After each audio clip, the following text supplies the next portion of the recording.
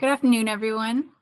My name is Angela Austin. Welcome to today's AMA on the Cyber Innovators Challenge. I want to let you know that this session is being recorded and it will be posted within about a week following to IdeaScale. So anybody who wasn't able to make it, or if you need to see anything again, it will be up there for anyone to view. Thank you all for joining. I'm happy to see that we have so many joining us today. Again, I'm Angela Austin. I work at National Security Innovation Network, or NSIN. We are a program office nested within DIU, Defense Innovation Unit.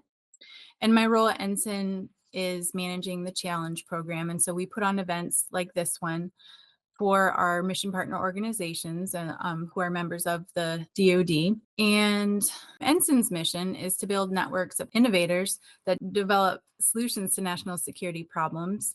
And so in this capacity and these challenges, we're bringing together the innovators, the people who are solving the problems, and matching them up with the DoD, our mission partner, who has problems that need to be solved. And so this is a great opportunity today where we have some subject matter experts on the line, and you will be able to engage and have your questions answered here. So in this challenge in particular, we are working in partnership with the University Consortium for Cybersecurity, or UC2, and they're looking to identify individuals or teams who are capable of developing cutting-edge solutions to critical cyber threats and challenges faced by the DoD. So the problems that you see listed on the challenge, on IdeaScale on the challenge campaign page, are a result of a lot of interaction with different areas and organizations within the DoD to come up with these lists. And so it's a result of a lot of research and understanding of what's going on out there, which I think is really cool. So it's great to see that we were able to get this challenge rolling. And as you probably know, there's $1 million available in awards for this challenge. They hope to identify up to 15 winners coming out of this challenge. So we would have up to five for each of the specific problem areas that are listed on the campaign page. And with that, I wanted to walk through how you will ask questions during this session. So if you look on the activities button, it's shaped in a triangle. It has different shapes there. If you press on that, you'll be able to go to Q&A, scroll down the list there, and then put in your question. You can do it unanimously, or you can put your name in there. Either way is fine. And then when we get to the open Q&A part, I will work down through those questions and have them all fielded and provide the answers. So that's how you can put in your question, and you can start putting them in now. That's totally fine.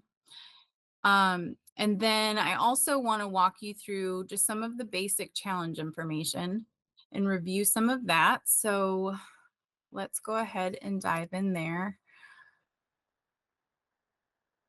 So the timeline is up right now, and this challenge opened about a week ago, I think it was. So we just have about 3 weeks left of open solicitation period where you can submit your proposal through IdeaScale. And then we will complete the down select period and have finalists announced by the 2nd of July. The pitch rehearsal will take place on the 12th, and then the 15th is the virtual pitch event. And then on the 22nd of July is when we will announce the winners. As far as the white paper submission requirements, this is also listed in IdeaScale on the campaign page, but this is just the requirements listed here that were also provided there. And then same here with the pitch deck submission requirements. I think the bigger thing to focus on is the white page, or the white paper is 5 pages, and then the pitch deck is 10 slides or fewer. So you'll find all of these further details on the campaign page. And as far as the criteria for judging, we have these criteria listed. And I'm not going to read through each of these and go through a ton of detail with these, but what I want to point out is that this list here is for the applications, and then this list here is what your pitch will be scored off of.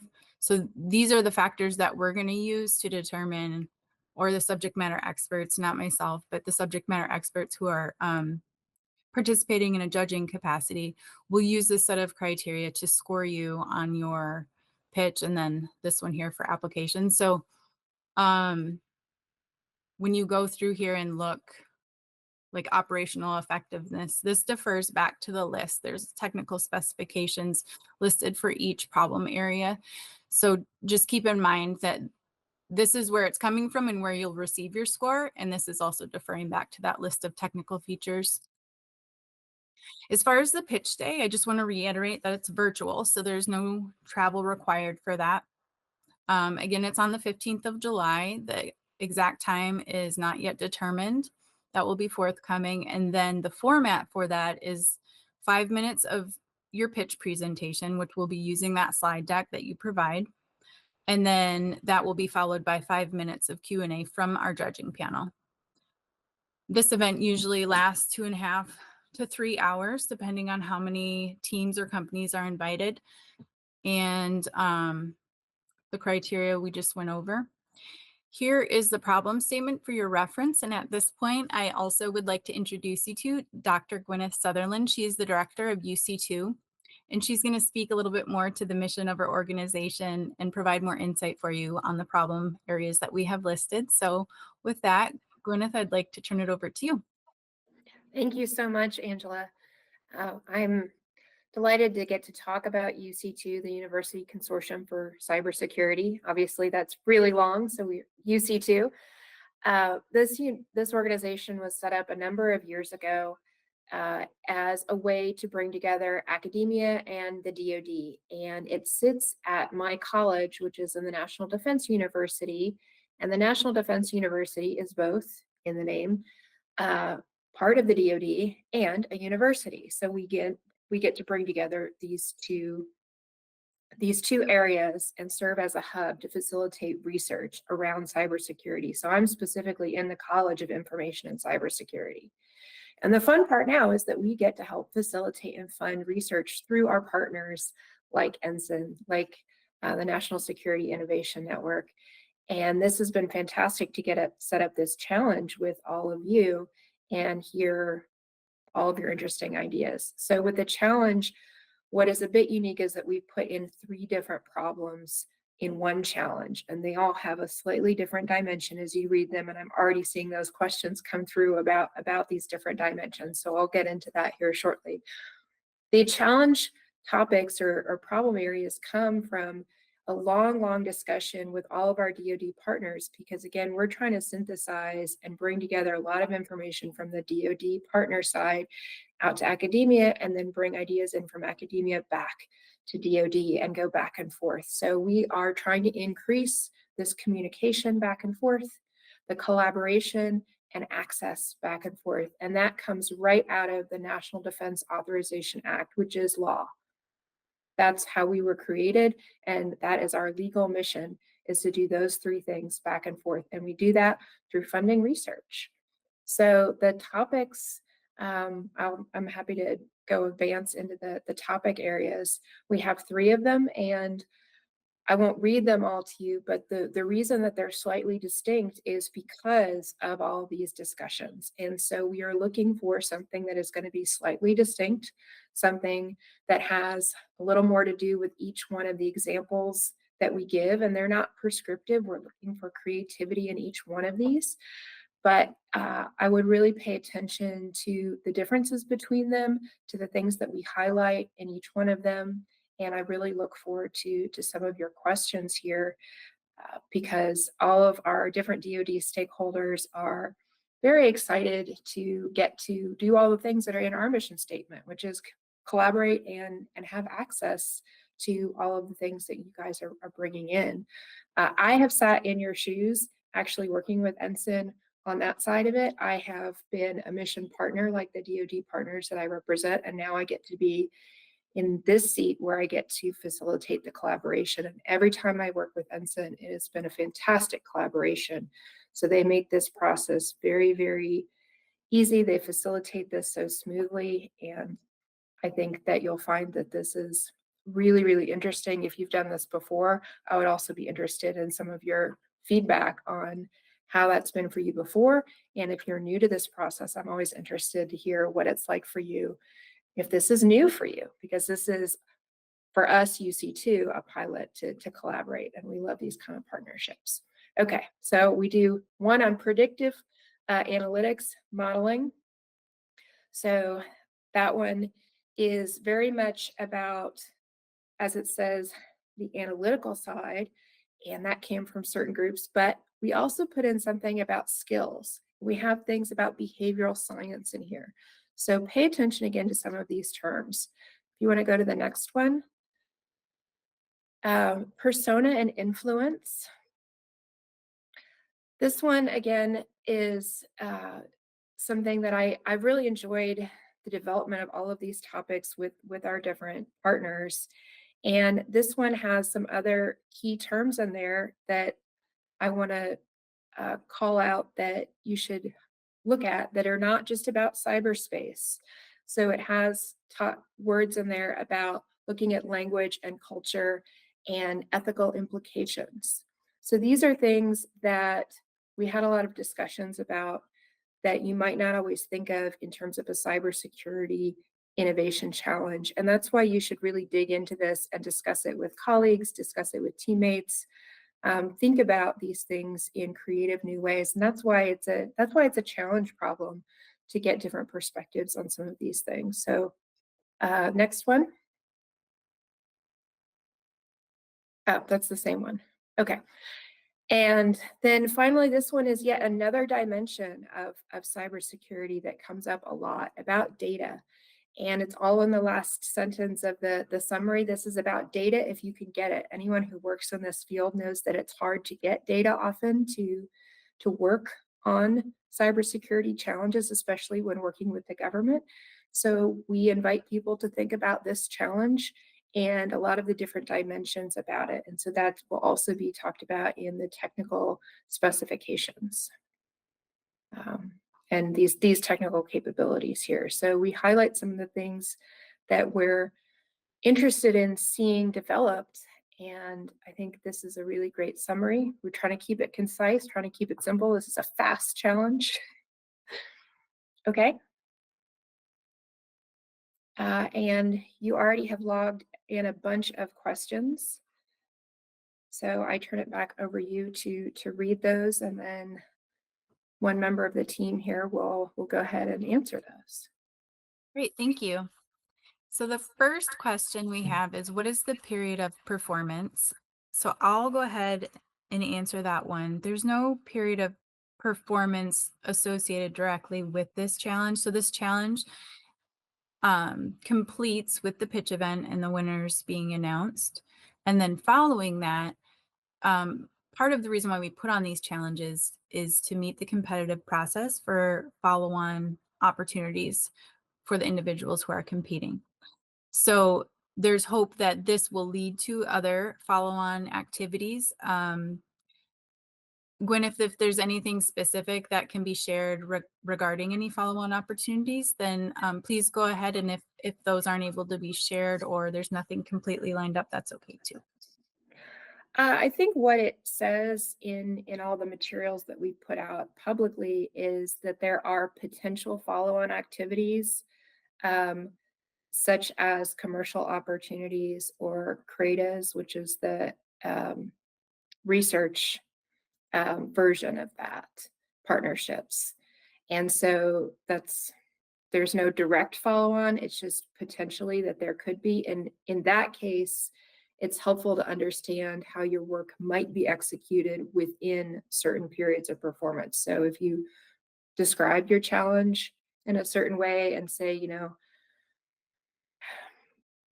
if you describe it, for example, and say it would take 1,000,000 years to do this, that's not a period of performance that's feasible. But if you anticipate wanting to do one of these, it's helpful for people to know that you could execute things in certain timeframes. And as a researcher personally, I always like to describe to potential audiences how I would do things, not just what I want to do, but how I would do it. And that speaks to the question of period performance. But Angela's right, there's no period of performance for the challenge. Thank you. Next question is for the challenge, section 3, data and permeability. You have 3 mentioned sections, A, B, C. Do you have to address all of these? Let me scroll down here.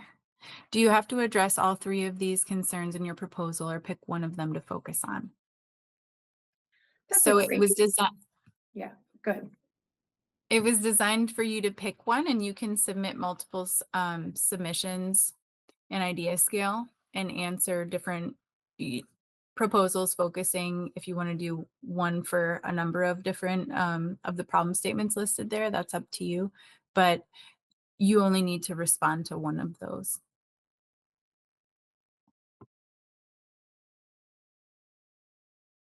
Are there restrictions for the number of team members who may be involved in the pitch? No, there are not. Let's see. What restrictions are there on how the award may be used? There are actually no restrictions on that.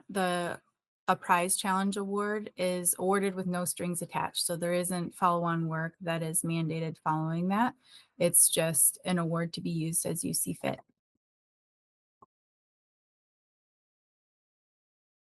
Are you able to provide I'm sorry, were you going to say something? I would, this was not part of the question, but I would draw their attention though to the eligibility part for the prize challenge. So there is that aspect and how you have to meet the eligibility, even though there's no use requirement or use restrictions after that. Yes, great point. We do conduct the down select process. So when the solicitation closes and we begin the down select, part of that is just an initial screening. And that's based off of the eligibility items listed there, just to ensure that you meet the eligibility requirements. And then your submission, if you do meet those, is then scored. So good point there. Are you able to provide examples of successful projects from previous years for guidance? That is not something that we've pushed out, and if we did, it would need to be to the whole group, but that would be up to you and your team, Gwyneth. This is the first time we've partnered with NSIN on something like this, so we don't have versions like this to share. There's certainly probably NSIN projects out there that you can look at for models of the format, if that is your question, but not of our partnership in these topic areas. These are brand new, and this partnership is brand new. Yeah, and I think as far as NSIN examples, we wouldn't really have anything that is in a similar area that would be relevant to this. So we don't have an example to provide there for like the white paper submission or anything. But please, if you have any questions about the submission form itself or further questions, and hopefully you're listing them here, but if you're seeing this after the fact, you can always email us at challenges@ensign.mil, and we'll put that in the chat box so that you can just make sure that you jot that down and have it available, because you can always reach out to us there. Let me move on to the next question. If you have a technology in mind that could usefully address multiple topics, is it okay to propose an identical core technology for 2 topics? In parentheses, obviously the details or application will differ. I think, so what we asked for in the solicitation is that you do a completely separate proposal. If you feel that you can use some of the same language for the second proposal that hones in on a different problem area, then that's completely up to you when you're submitting, and you can make that choice. But the idea behind separate submissions is that each submission is a proposal to solve the problem in its own solution. So they would just, as long as they're separate, you can go about it in whatever way you see fit. And Gwyneth, please chime in if you have any other input there. I would agree with that. As long as you're answering the problem statement and the forms, then we're interested to see how you do that. And Angela already addressed that you can answer one, two, or all three as your time and energy allows. Okay, thank you. Will participants receive feedback on their proposals if they are not selected as finalists?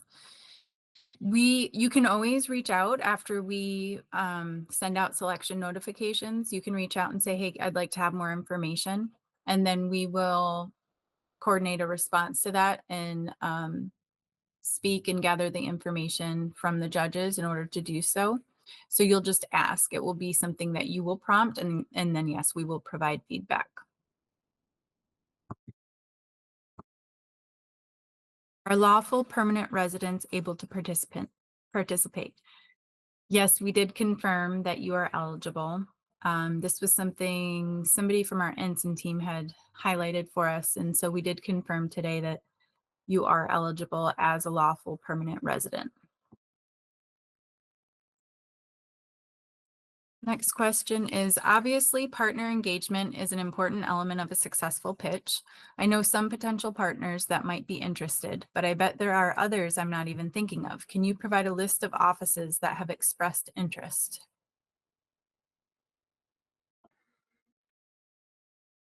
Gwyneth, I don't know if that's, I mean, that's one for you, and I'm not sure if that's something you're able to do.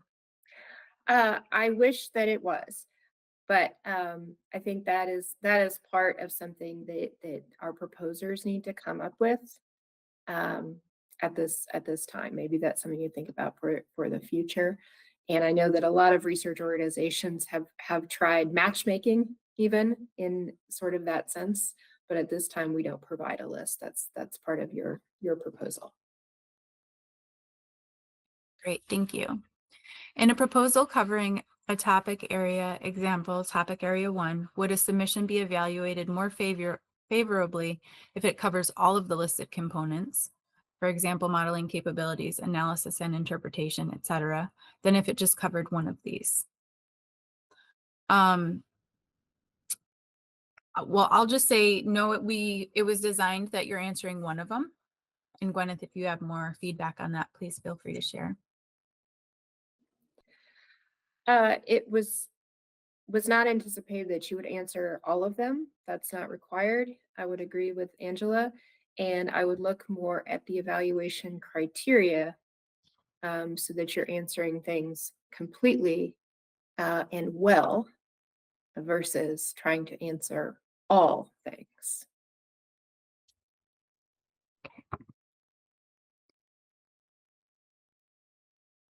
Okay. It looks like that's it for the questions for right now. So if anything's coming to mind that we haven't answered yet, please go ahead and put it in there. In the meantime, while we're waiting to see more questions, Gwyneth, is there anything you or your team wants to elaborate on in regards to any aspect of this challenge? I think some of the questions did highlight and find some of the aspects that are very important, obviously, that we are looking for the partnership and we're looking for teams. That's written about there several times. So I'm glad that those questions were asked. And I think that that is going to be very interesting to see. I also wanted to reiterate, even though this question was asked several times, that you don't have to answer all of these, and the information that is given is to help guide you, but what we want to see is for you to answer well with your creativity. So if you're able to answer one thing or one aspect of thing well and fully, that's better than reaching for something that you can't do fully and well. Okay. See another question listed. If we have existing technologies that satisfy the listed capabilities, is there a place to include more information on it outside of the white paper? The submission form allows you to fill in different fields regarding your proposal. So that would be the only other area. So there's the deliverable, the white paper, and then the submission form. Good question.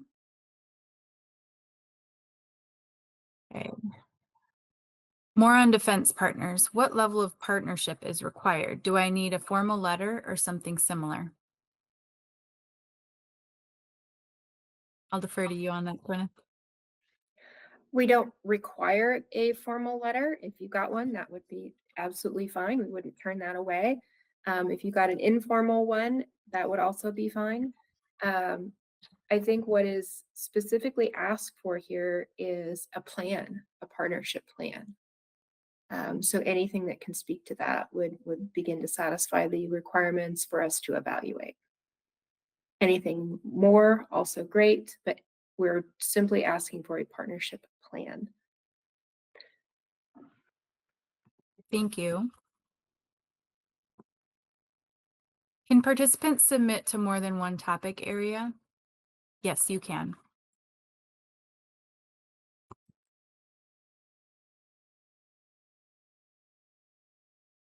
Any other questions in there right now? While we don't have any questions, is there anyone, please feel free to raise your hand if you have anything else you wanted to discuss or bring up, since we have some time right now without the questions listed.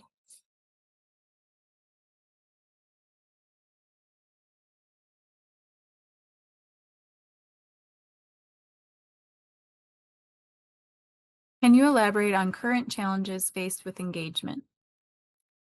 And then there's more to this question. Let me pull up the rest.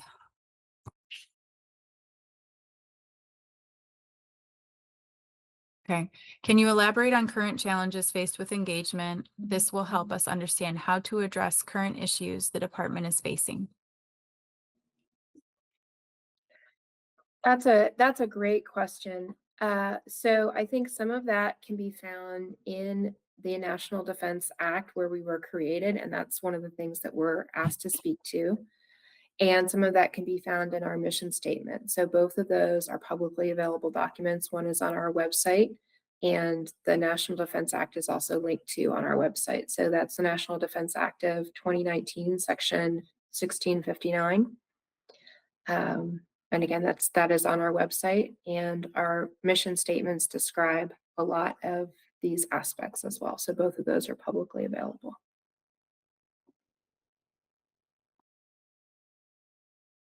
Awesome. Thank you. Okay, I don't see any other questions. Is there anything else your team, Gwyneth, that you guys want to elaborate on? I was the designated speaker, so I think I've said a lot, but thank you. No, I'm just here to answer any other questions that anyone has. Okay, well, we'll give it a couple of more minutes, and we do have another Q&A session, or we call them AMAs, Ask Me Anything sessions. We do have another one scheduled.